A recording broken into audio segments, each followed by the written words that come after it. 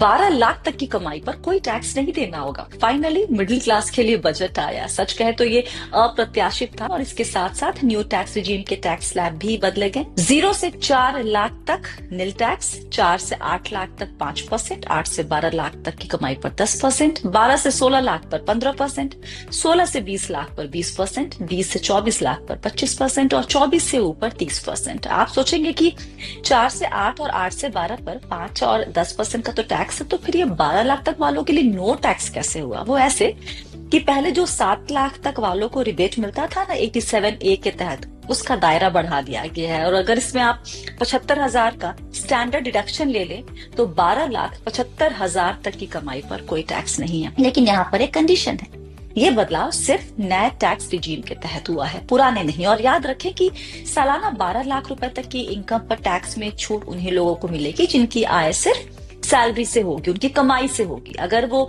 Share market या किसी और माध्यम से कमाई करते हैं तो उन्हें इसका लाभ नहीं मिलेगा। पुराने टैक्स रिजीम में कोई बदलाव नहीं किया गया, बदलाव तो क्या जिक्र भी नहीं किया गया।